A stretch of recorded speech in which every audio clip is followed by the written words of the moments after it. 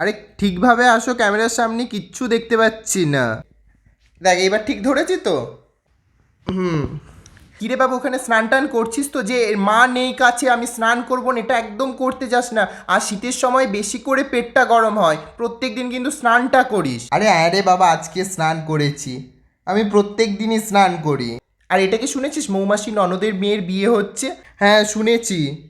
তুমি কি যাবে? আর না, আমার যেতে ভালো লাগছে না। এমনিতেই পা কোমর ব্যথা, তার উপর শীতকাল, সত্যি আমি আর পাচ্ছি না। আর শোন না, তোর বাবাকে একবার বুঝিয়ে বল না, আমার না ভালো লাগছে না যেতে। শোনো, আমি একবার বুঝিয়ে বলবো, তারপরে দেখো কি করবে তোমরা দুজনে মিলে। এই দেখ, এই ব্ল্যাঙ্কেটসটা নিয়েছি, দেখতে পাচ্ছিস? আমি আর তোর বাবা মিলে গিয়ে।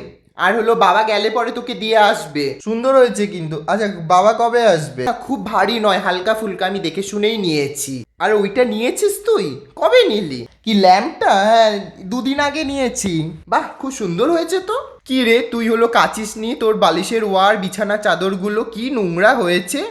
কোথায় নোংরা? কালকেই কেচেছি এটা। আবার তুই মিথ্যা কথা বলছিস, কালকে কেচেছি? তাহলে এত নোংরা কি করে থাকে? দেখ, বাইরে একা থাকিস, হটচট করে দরজা টরজা খুলতে যাস না। আগে জানালা দিয়ে দেখবি কে এসছে, তারপরে খুলবি। আর না হলে দরকার নেই খোলার। একা থাকিস, কিরকম আছে? আমার তো সারাদিন চিন্তাতে আমার ঘুম আসে না, জানিস? কি খাচ্ছে, কিভাবে থাকছে, স্নান করছে কি না, কে এলো না এলো। ঠিক আছে, আমি দরজা খুলবো না, আগে জানলা দিয়ে দেখবো তারপরে খুলবো।